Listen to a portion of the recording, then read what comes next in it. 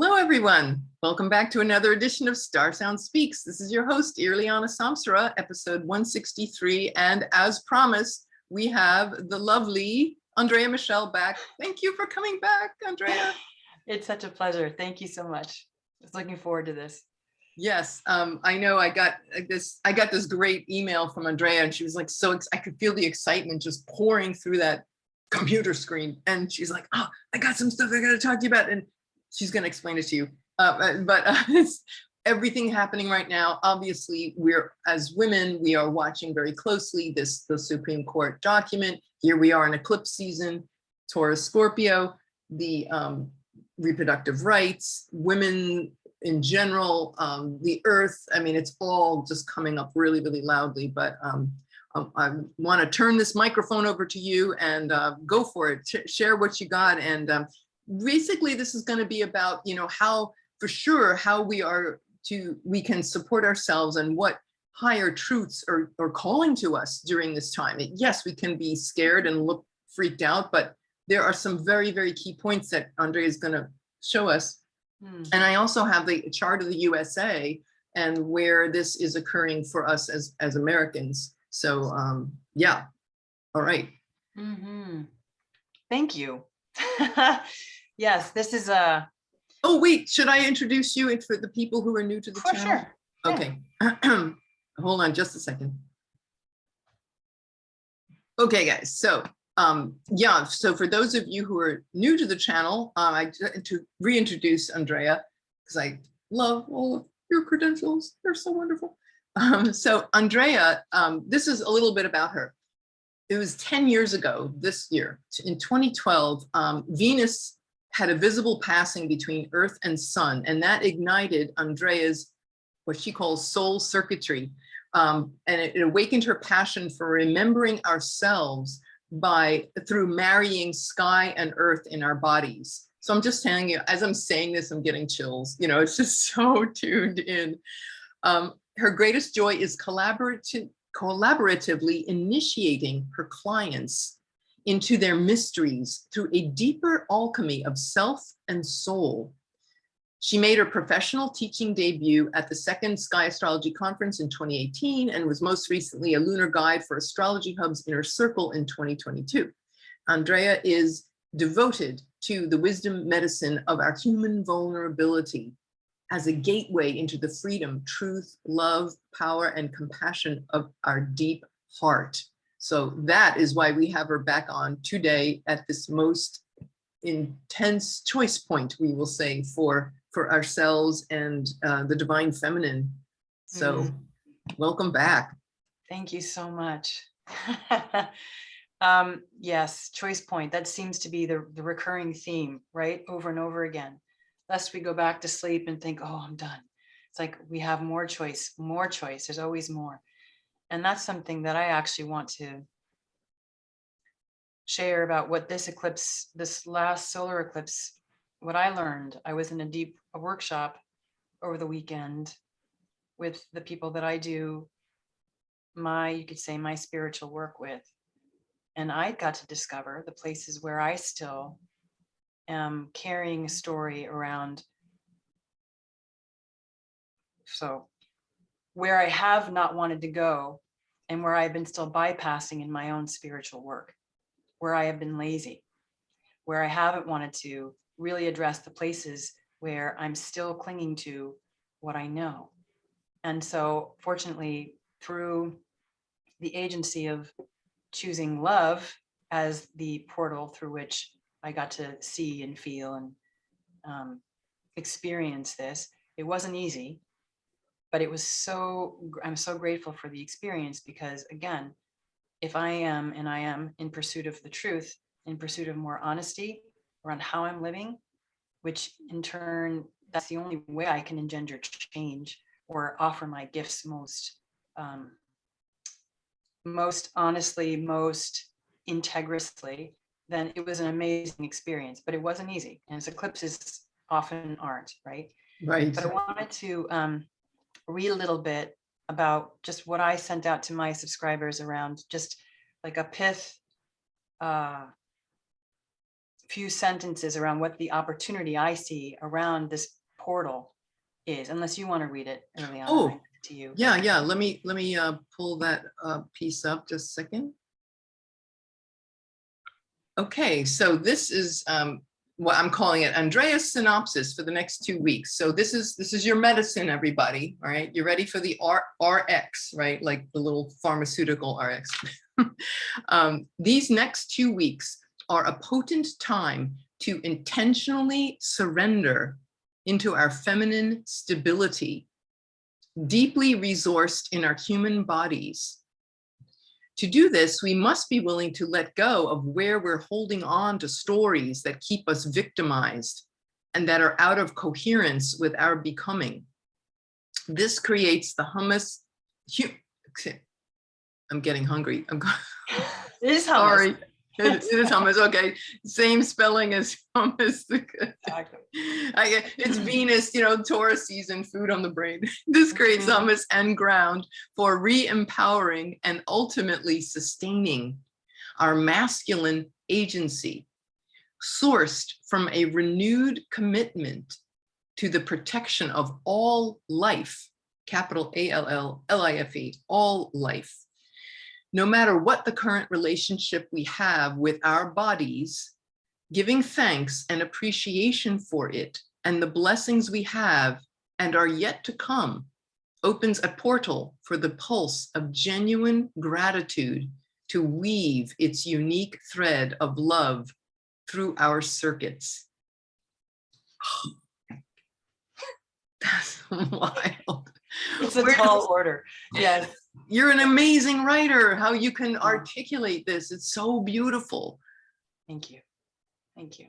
I wrote this and then I went into that workshop and then I got to see how much of it I actually am willing to live right now.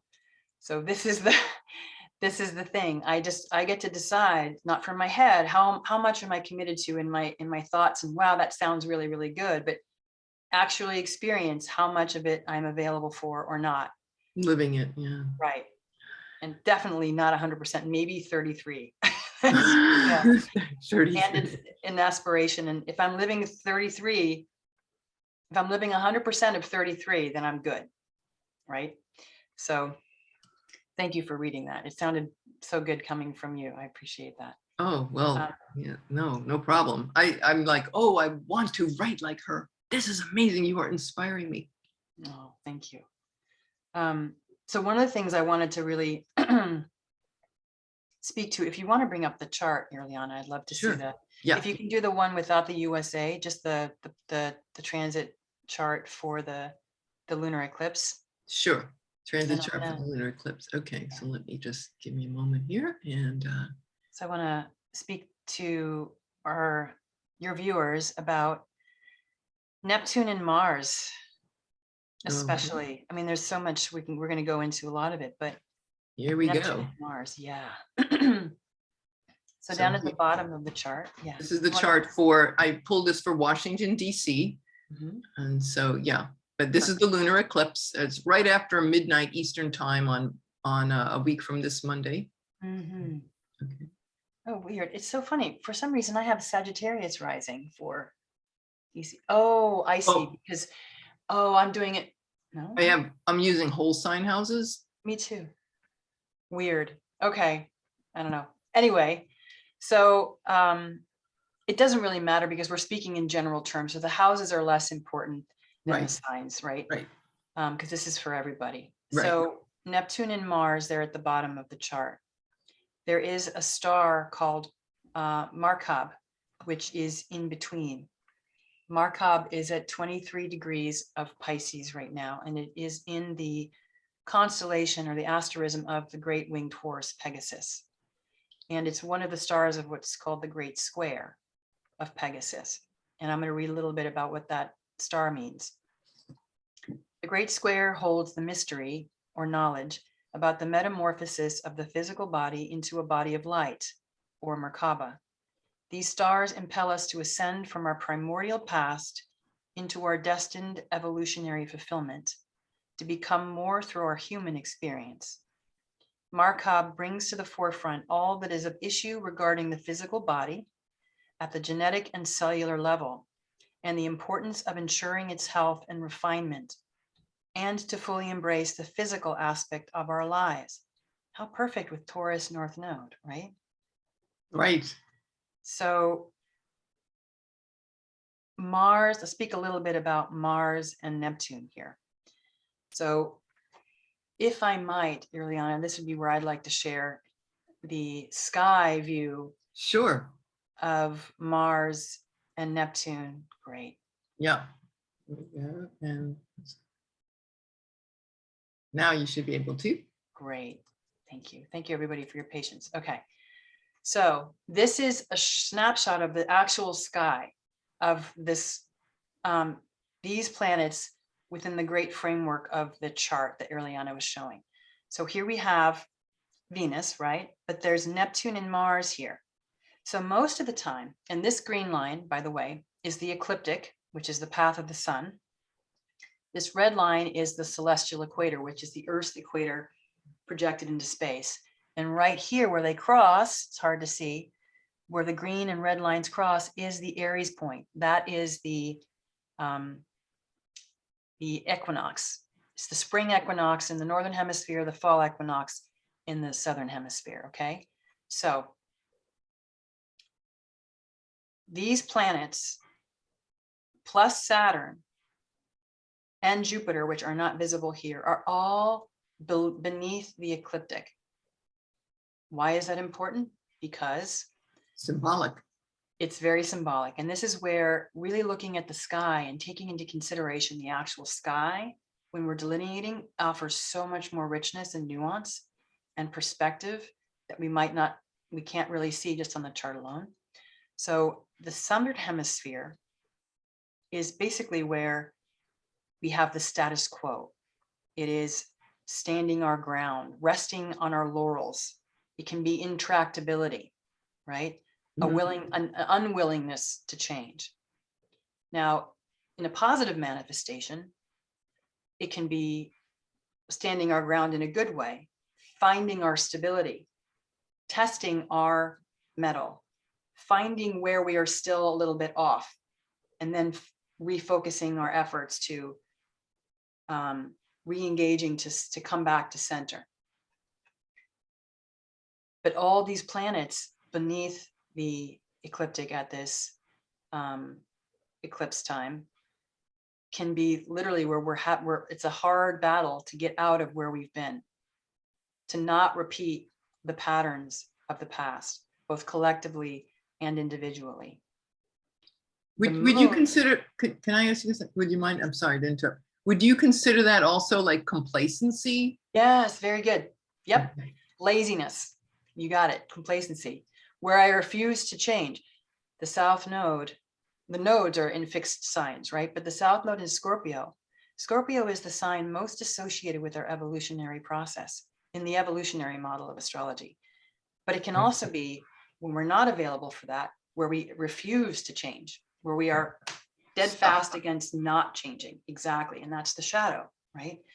So considering that we have the South Node in Scorpio, this can be, nope, I'm not budging, right? Now, I just want to bring in that the moon at the eclipse, which by necessity is on the ecliptic because that's what creates an eclipse, is moving from north to south latitude. So she's coming from north latitude. She's on the ecliptic and moving into south latitude. So this is an opportunity for whatever learnings we've had with the moon before now, in the recent week or so, to bring that energy of getting out of the status quo, which the northern latitudes promise or anticipate or offer an opportunity for, is breaking free of the status quo, bringing that into the mix. She's right on the ecliptic, so there's the opportunity, the promise, the window, the portal, you could say, of the eclipse to bring in this potential to break free from, to break through, especially since the moon will be in Scorpio, that energy of busting through where we've refused to look at where we haven't wanted to change, right? We've been afraid to. And afraid to, of course, yes, you got it, naturally. But here we have Mars and Neptune. And one of the things I wanted to really, really point out here is that, as I was speaking to Irlianna around, oftentimes when we're looking on the chart at what's called a conjunction, the planets are nowhere near each other by latitude. They're only conjunct by longitude. Longitude is these little tick marks here. They're going east to west along the ecliptic. Latitude is north and south of the ecliptic. So it's much more rare to have planets that are conjunct on the chart by both longitude and latitude. Latitude, yeah, that is rare. Yes, and that's what's called an occultation. And that is where the alchemy of those two planets is that much more intense. So this is a very volatile, because we've got Mars here, a very volatile pairing in this chart. I think of it in terms of a visual analogy for people. If you think of like a merry-go-round, this is how I explain, like, you know, when you just talk about occultation. If you imagine a merry-go-round with the some horses just stay, they go around and around, but some horses are the ones that go up and down. Yeah, that's right. Yes. And so normally, you know, these planets are up and down of, we'll just say an imaginary, you know, flat line, midpoint line. But in this case, it's like, if you could imagine all those these horses, Venus, Neptune, Mars, right? They're all lined up. They're all of them, all coming up and down. They all meet each other. Yes. In that one place. It's exactly. Like, whoa. And you don't see Jupiter and Saturn here, but they're all relatively close, within a degree or so of this. So they're all pretty much at very similar latitudes. So again, it's kind of like everything is like Coalescing. Yes. So. And they're all like, that's like speaking with a megaphone, you know. It's like, yes, that's loud. Exactly. And you don't see that on a natal chart. Like you said, you have to take it into the third, it's another dimension. Yeah. And that's what I love about sky astrology, and using phases and looking at it this way, because it really, really just adds a whole other flavor, right? Deeper dimension. Yeah. So I want to speak a little bit to what Mars and Neptune here can be. So it can be religious fervor, like, or a fervor that is religious in nature, like zealotry, like you were speaking about before we got on, like this insistence of being right, or I've got God behind me, or whatever it is, or I've got truth, Neptune, behind me, whatever it is that I'm passionate about. But I really want to speak to what was coming to me around this collaboration, you could say, this merging, is what is the hill you're willing to die on, right? And is it really what we think it is, or is it just what our emotional passions are dictating? Is it just this unconscious, instinctual Mars, emotional Neptune, just like fervor that we are actually being moved by unconsciously? Or are we willing to make conscious, to bust through that automatic response to something, and really, really tune into and become more conscious of what it is we're fighting for? Because if we're putting our life force, our energy behind something, are we willing to die for? Are we willing to sacrifice and get uncomfortable for it? And this is where I wanted to read this beautiful Charles Eisenstein quote that I found. Would you like to put that up there, or? Oh, I don't. You can read it. It's fine. Maybe, yeah, I'll read it. Maybe we can add it at the bottom of for folks to see afterwards on the notes. Okay. So, and I also want to make a point here that fighting something outside the system or whatever is not the same thing as taking action on behalf of something. So voicing our opinions very strongly oftentimes takes the place of actually choosing to make something different. Fighting against is giving away our power. Making a new choice, standing in our center, our truth, going through the process of discovering what that is, vulnerably, Venus and Chiron, which we'll get to, that's where we become empowered in our choice. And that's where we can make the choice to really, really come into more alignment with who we are and what hill we're actually willing to die on. So this Charles Eisenstein quote, am I serious enough about my vision for the world to risk my security for it? That is not a challenge meant to goad myself into action. It is simply true. Through my choice, I will know myself as I am. I will become as I choose. The rehearsal is over. Bravery means doing what is yours to do when it is time to do it.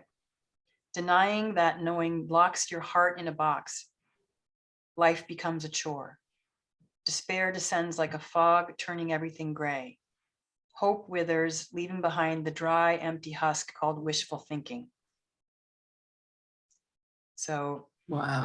do we want to die for wishful thinking or a belief system that we feel passionate about, but it might just be from habit or because we're caught up in the collective fervor of it and we're not even aware that we are?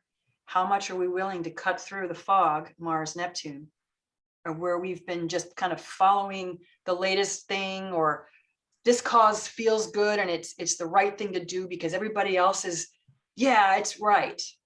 But is it really right in our hearts? Is it really where we want to expend our energy? Is it really what is most important to us?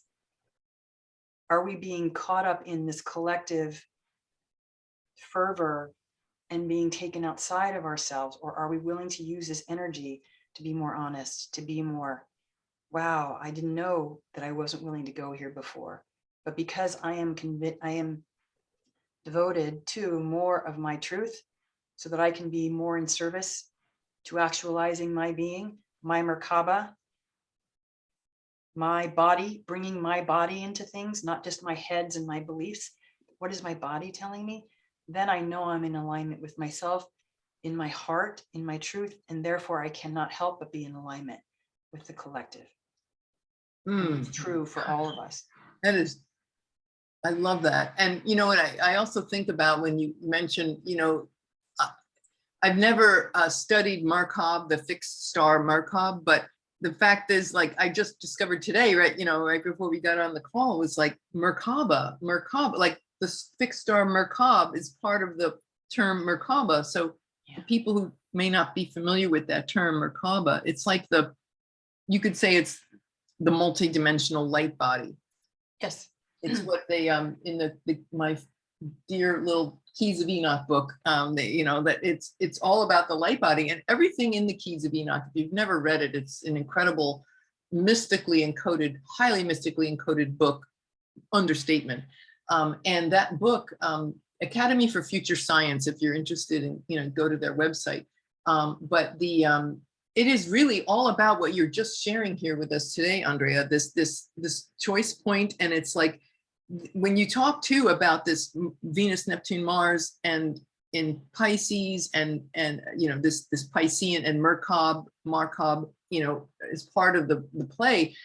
What also comes to mind is like, where have we not been aware of our body is more than our physical. Mars and Neptune can be, you know, you think you know what your body is, you underestimate it. You know, and we have this multi-dimensional body. So when we step into alignment with who we are and that greater sense of physicality, the material realm and the multi-dimensional energy body, then the whole world, our experience on Earth everything changes. It's a higher evolutionary point. So I don't know, that's just what's coming to me. I love it. And it's beautiful. And there's work to be done. That's the thing, it's not just going to be handed to us. It's not going to come through. When things come through, in my experience, downloads and information are so yummy and so fun. And if we're not willing to put the work in to actualize the downloads, then they stay in the ether and they don't. Right, they float by like a beautiful cloud. Right. And what is the merkaba? The merkaba is like the Star of David in a sense. It's the tetrahedron, but it's, well, I'm not. Let's find a picture. Here, let me go grab, hold on just a second, everyone. Okay, I got it. I got this great merkaba body of light. So for those of you not familiar, voila. This is what Andrea is talking about. Yeah. Multi-dimensional. We are not just a physical body. You know, I know you, if you're a NASA scientist, you may be flipping out right now, but just let it in, you know, play with these ideas. Mercury is going retrograde in its home sign of Gemini. I know that's foreign language to you scientists. However, this is an opportunity for us to say, you know what? I might be able to open my mind a little and see things in a different place. In a different way. There you go. I love it. And so Yeah. this is the merkaba that's referenced in this merkab. And the Keys of Enoch, which is this amazing, Right, the Keys of Enoch. the Book of Knowledge, the Keys of Enoch. Yes. So And that's what's referenced. So go ahead. I'm sorry. that's okay. That's what's referenced. And it is ultimately the merging of the masculine and feminine. If you look at the different triangles, the triangle that goes upward is indicative of the masculine principle. And again, this has nothing to do with male or female. This is the masculine and feminine principle that animates all of life. It's not gender related at all, right? So Right. the upward arrow, I'm sorry, the upward triangle is the masculine, the downward is the feminine. So it's when we merge our masculine and feminine bodies, or we merge our masculine and feminine, then we get our light body, our merkaba. And if we can remember what I was sharing around, okay, there was, it's hard to say, but if you want to go back to where you don't have to, but if people want to go back in the video to look at the screen share where I was showing the sky, Neptune and Merkaba were between Mars and Venus. So Neptune, where are we still believing that we are separate?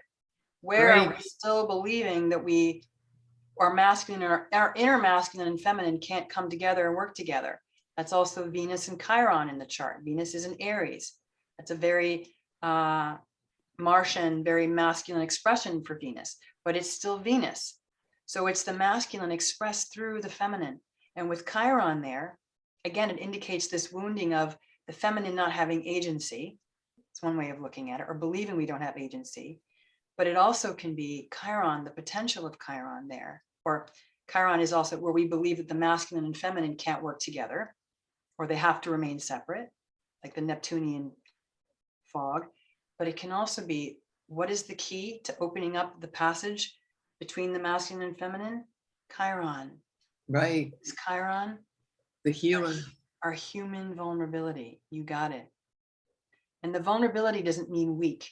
Vulnerability means I am available for knowing more about me that I wasn't available to know about before, even if it's going to hurt, even if I have to, it's not going to be comfortable. Again, remember what Charles Eisenstein said.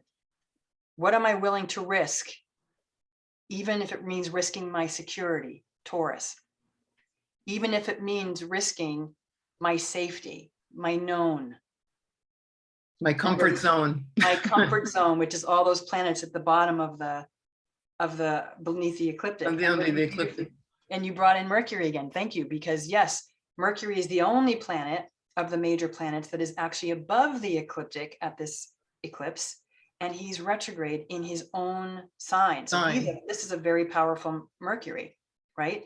So it's literally an opportunity to rewrite the story, to rewrite the status quo into what we can potentiate here and now, making connections where there hadn't been connections before. Mercury, left brain, right brain, how can they work together? Left hemisphere, right hemisphere, how can we work together in the physical body? Literally, how do we take care of, and the merkaba and the light body, they're beyond our physical body, but they include the physical body. So where have we been ignoring the physical body or not paying attention to it because we feel like, we need to leave the physical body, but the physical manifestation, the feminine, is, right, the receiving and form and nourishment and stability and sustenance and the resourcing within our bodies, to not get ahead of ourselves, to look, oh, wow, all the things that are possible, but then we're leaving our bodies, we're leaving what's here, what's now, what's tangible. What can we work with that's here, that's now? And wherever, for those of you who are following astrology, astrolites or whatever, wherever you have this moon at this eclipse in your chart, wherever Scorpio falls and the moon falls and the south node, this is an opportunity to find out, where am I really holding on unconsciously? Am I willing to go into these places? And oftentimes what I have found, it might not be true for everybody, but true deep shadow work is very difficult to do on our own, because it's shadow for a reason. And unless we're really available to go there, we can tell ourselves that I'm going there.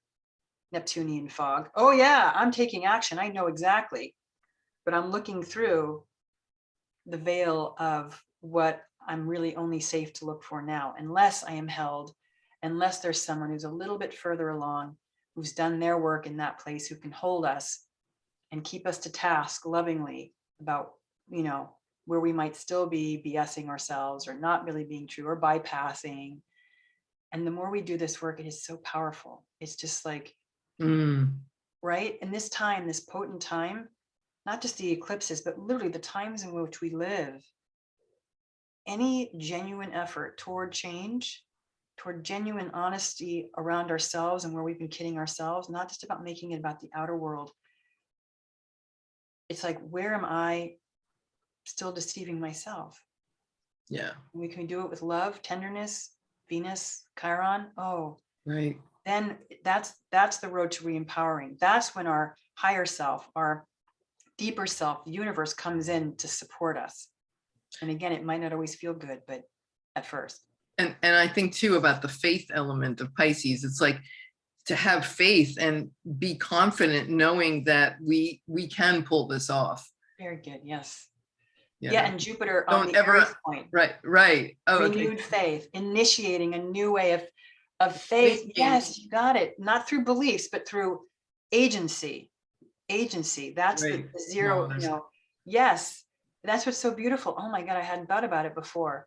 Neptune, Mars, the modern ruler of Pisces with Mars, and then we have Jupiter, the traditional ruler of Pisces, on the Aries point, which is ruled by Mars, Aries, coming together, remember I was talking last time about transducing, right? Yes. Bringing it down, bringing it into our bodies. We don't want to go up and out. Well, we can, and that for those of us who do, that's great. But the feminine is down and in. That's the challenge. That's what's new. The feminine path of agency.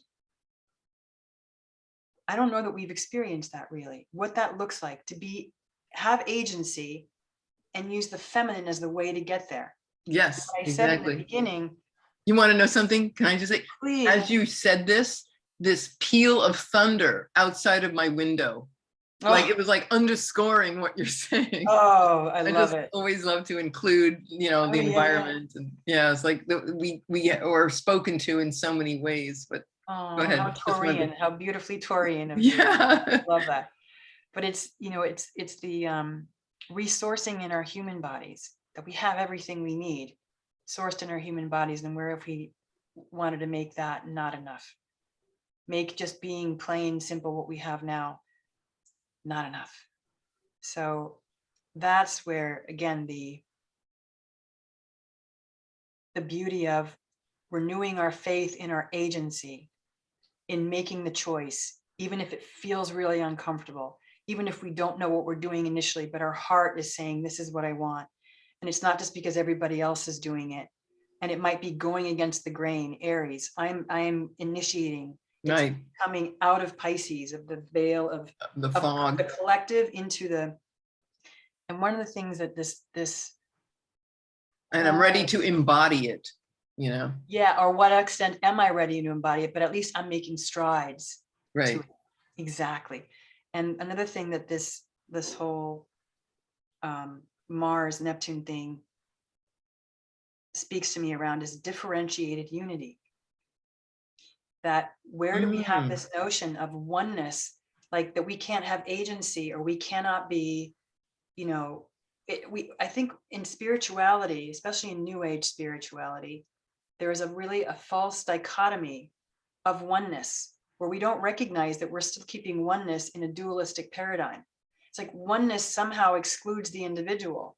But no, No, it that's doesn't. how God, goddess, life knows itself, through the individual.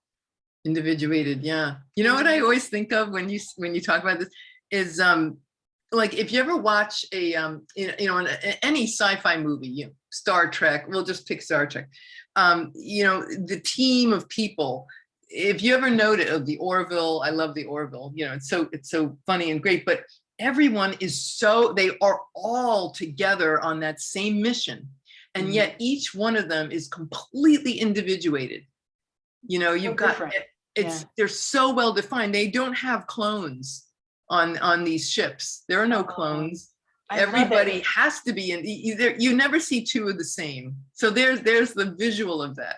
I love that. The Klingons and the Klingons and the Romulans, maybe not so much, but at some point, sometimes you have that. But all these different people from different races, right? Or yeah, whatever. Like Spock was a Vulcan, and this one's they're just that's all over. Great metaphor. I love it, and that's, to me, when we really start to rewire and recondition ourselves, or rewrite the story of what differentiated unity is. That's the good thing to meditate on, I feel, also between now and the next eclipse.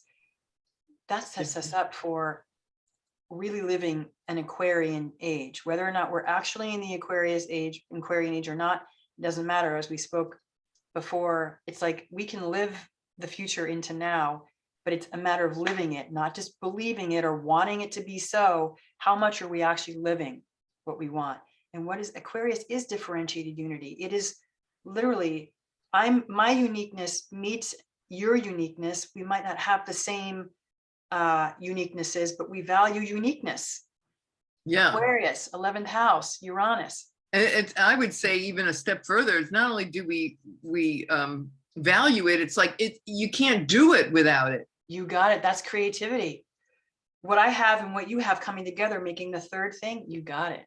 Yeah, you can't look like me or be like me. You have to be you and celebrate that. And the shadow of that was like in the Holocaust, let's eliminate the Jewish people, like, because they're not like us, and it's like that's let's all be uniform, but it's a screwed up way of, that's unity taking it in the very dark direction, genocide, we'll just get rid of all these people. And it's like, no, that's the dissolution, the Neptunian, dissolution of, well, we're unfortunately seeing that attempting, and trying to get, Russia trying to do that, and, causing so much suffering and such. But I just wanted to mention that. But the higher side is this incredibly, where every part is embraced, and we rely on each other to be individuals. We need that differentiation. And I think of like the USA chart is, the moon of the USA chart is 27 degrees of Aquarius.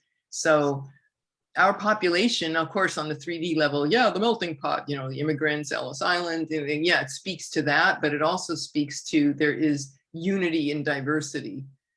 So, and Saturn's coming up on that point. This is, maybe I should just jump over it if you want to like take a look at that. And I'm so glad you mentioned that, about that can be the Neptunian fog, like the fervor of Mars with the bullhorn of, you have to get in line. You're not playing along with everybody else. Neptune, Pisces, you're not playing, you're anti so-and-so, or, there's this complete type of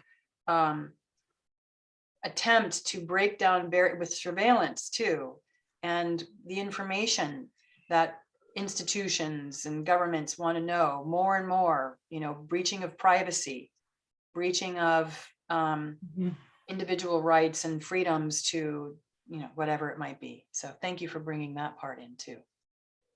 Yeah, here we've got the here it is for the lunar eclipse. You've got Vesta at 27 degrees, right on that moon, and the USA moon. And Vesta, can you just share with us, Andrea, about Vesta, and like people who may not be familiar with what is Vesta, and what does it represent? Beautiful. So Irlianna pulled up the bi-wheel that has the eclipse, the lunar eclipse on May 15th with the USA chart, natal chart. And Vesta which transiting Vesta, which is at 27 degrees, which will be at the eclipse at 27 degrees of Aquarius, just 3 degrees from where Saturn is. Yes. Vesta is where we focus what we believe to be sacred, our energies, where we are in our natal charts, for example. It can be where we dedicate and devote our life force to what is sacred to us. So same with the transit. It can be literally where, and she can be a modern ruler of Virgo too. So it's about purifying. But oftentimes in the past, especially with, the patriarchy and certain religions that where the separation of the body with spirituality came into play, purification meant literally purifying ourselves of our sexual impulses, what was considered our lower impulses, right? And yet she's also, ultimately, it's about purifying ourselves through the Shakti energy, through the erotic energy. And it doesn't show on your chart, but the asteroid Eros is with the sun. Asteroid Eros was with the sun and the moon at the solar eclipse and will still continue to be with this lunar eclipse. So we have the asteroid Eros, what is Eros? The erotic that runs through life, that is inseparable for the fabric of life, and the body is the fabric of life. Not to deny the body. Not to deny it. And that's exactly what an Algol is on the sun too, the fixed star Algol, which is Medusa, the head of Medusa. So all this coming up now with the Roe v. Wade thing and the Chiron in Aries with Venus, the feminine. Here it is right here. With Algol. Junction. It's literally like we are being revisited with where we've cut out the feminine agency. Right. What is feminine agency? Feminine agency is the ability to remain in charge of what is I cannot control. It's first of all being willing to surrender to what I cannot control, and then discovering my stability within that. We have to lose ourselves first in order to regain authentic stability. Authentic stability isn't fixing, it isn't intensifying, which can be a Scorpio thing, and that can be misidentified as stability. And I know this in myself, believe me, this is part of my own practice. So really being willing to surrender, which is also a Scorpio thing, to what we don't know, Neptune, Pisces, and not just giving up, because that's hopelessness, that's hope loss. That's just like, that's losing agency. It's returning to our agency through surrendering more into, wow, I just can't, I don't know that I can, this is where I'm bumping up against what I can know.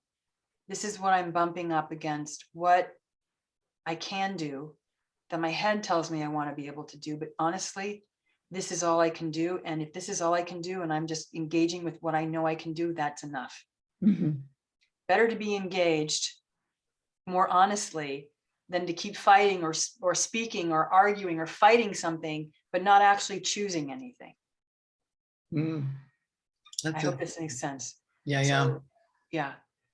So anyway, go ahead. I was just thinking as you were saying this, with the whole mythology of Algol, like the Algol is is Perseus slayed the Gorgon Medusa, and you see these Greek classical statues and of this head of snakes, right? There's all these snakes, and so Perseus slays the Gorgon Medusa, and so when you think about it too, I mean, that's so like anti-women. There's so much of mythology that is about rape or killing, and and especially with the goddess, and you see how that plays out, and now we're getting to rewrite that, and like you were saying, step into your own agency. But when I read up about Algol, and it was he slayed this woman who was out, who was playing was Aphrodite ordered him to kill kill this maiden because she was out having sex on the temple grounds and having a blast and enjoying her body and her sensuality. But oh no, that's just, you know, too scary. And that there's an out of controlness. There's an agency there that was literally cut off. So I just find that fascinating that this is all happening at the same time that we're getting this, you know, a Roe-Wade getting revisited and threatened so much. And wow, it's just mind-blowing. You see, to see the astrological correspondences of this, and that the fact that we can see through these, and what is that? I love how you elucidate these things, Andrea. It's so valuable, because we don't want to get caught up in the fear. No. You know, that this is this lunar eclipse, you know, conjunct that south node, is this is falling away of fear around women's bodies and sexuality, the falling away of that. So, you know, yeah, and to go into that unknown. And that's exactly it. Thank you so much. I love how you fill this in so beautifully. Algol is literally our frozen life force. It's fear. Not to get into the whole thing, but Pallas Athena, for whom Medusa was a priestess, basically betrayed Medusa, she was raped by Poseidon. That's right. Yeah. And Pallas punished Medusa. I see that as, you know, Pallas and Medusa are part of the same coin. Pallas was kind of more of like a man's woman, and she was afraid of her own sexual initiation. So interestingly, the snakes that were Medusa's hair, that she turned into Medusa's beautiful hair. Snakes are often associated with Kundalini energy and feminine life force, and are on the ground. Literally, what Pallas did in that place was brought the life force energy, the feminine life force energy, and stuck it in our heads. So that's where we're frozen in fear, and we don't have agency, because the life force that's supposed to animate our bodies gets stuck in the mind. It's stuck in up here. Nice. And when we start to bring it back down where it belongs, we start to, and this is a gentle process. This is really, most of us are very, very unfamiliar with what it really is to have a relationship with that type of life force and that type of agency. So what happens is, when these situations happen, like Roe v. Wade or the Russia-Ukraine thing, it's so tempting to make it about what's happening outside of ourselves and not bring it back into our bodies. To bring it back where, okay, this is happening. This is the opportunity here. Where in my own way, in my own life, just perfect for me, not based on what other people are doing and comparing myself, where am I available to be more honest around where I haven't embraced my life force, where my life force has been used to like go up and out and to think about things that are fun and all that, but where has that been draining my actual, what animates my being, what can potentiate this activation of the merkaba, which requires the feminine as much as the masculine. And the feminine, again, includes the body, the tissues, the sinews, the bones, the womb, for men, just the hara, everything, all of our centers, and the sexual centers especially are very scary. Scorpio. Right. And that's what contains most of the shadow. Scorpio deals with elimination and, you know, all the things that we think we're eliminating, but we're not actually eliminating. Yeah, and you know what also comes to mind, thank you, that was so beautifully said. What also comes to mind is, you know, here it is in, you know, you could be an art history student, for example, and study these, you know, the image of that, you know, the severed head, and you see that in the conditioned culture that we've grown up in, we see that head as, oh, you know, this was an evil, how many times you hear the evil woman, the spurned woman, or this, and he took care of her, he cut her head off and she's ugly, and, you know, like sex and the underlying notion of sex and sexuality and free agency for women and women's bodies is completely, you know, oh, we have to sever that, you know, we can't, this is a scary thing, and we're going to take this monster out. I mean, that you see the layers of this conditioning. It's like, oh my God. So Yeah. Yeah, lunar eclipse, bring it on. It's like we're done with that narrative. And this is also for men too, to inhabit and embody more of their feminine, right? If we can make it also about just the femininity and the masculine and feminine principles of receiving. Yes. And again, men have bodies, men have sensual natures, it's like they're not maybe as wired as much as women, although there are more masculine balanced women and there are more feminine balanced men. There's a whole spectrum, but we all have those two impulses. And it's the marriage of the two, the balance in whatever degree is our unique wiring for that.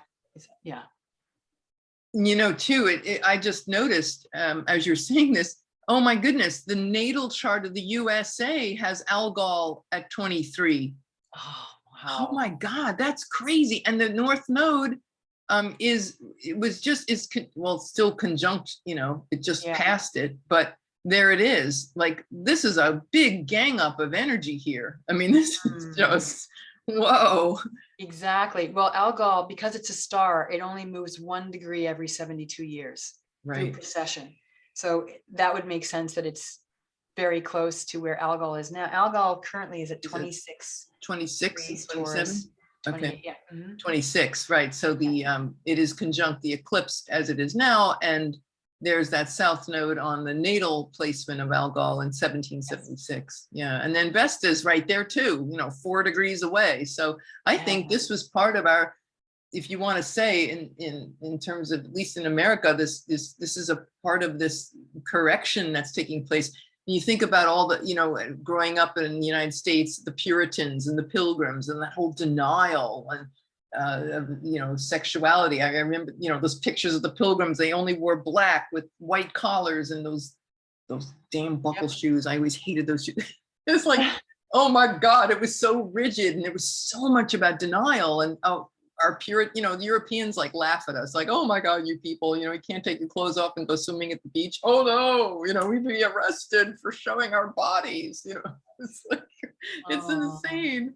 It's crazy, but this is definitely a massive rewriting of conditioning, and the Roe-Wade is just one ocean peak, like when I think of peaks of the ocean, the waves of an ocean and these crests, and that is certainly a very important place of where it's showing up, but it's definitely a larger conversation, like you were saying, with involving men too, and that vulnerability. It's like, whew. Yep.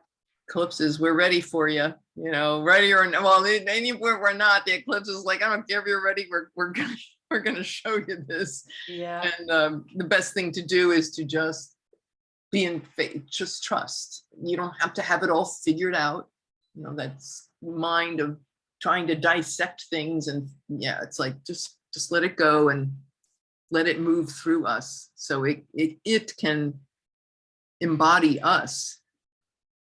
Yeah, and whatever work we can do between now and then, and that work sounds so, whatever we can do to start to even more gently surrender, to be available, then we're consciously directing and turning toward the energies, no matter how they might still be uncomfortable. How much are we willing to be uncomfortable to get back to more of who we are, to get back more to our genuine center, or more of our real truth, more of our true agency. Yeah. Beautiful. In our sixth house, our everyday life. Apologies, I actually have to go. I have oh goodness. Wow. Wow. Amazing. Didn't realize. Sorry, I forgot. No, we're having so much fun. I apologize. Oh, well, thank you so much for that. That was really, really awesome. And give us your website if people want to contact you. PreciousHumanBirth.com. Excellent. My website. Oh, it's so much fun to do this with you. Thank you so much. And we'll keep doing it. I love it. Yes. Okay, thank you all for listening, and so we hope you have enjoyed that, and please like, share, subscribe. It helps the channel. And anyway, we will see you next time. Blessings to all. Mwah, we love you. Yay. Yes. Many StarSound Astrology. Andrea, Michelle, thank you for being here. Thank you, Irlianna. Yeah, and so there we are, another edition of StarSound Speaks. All right, all. Have a great one. Talk to you soon. Bye for now.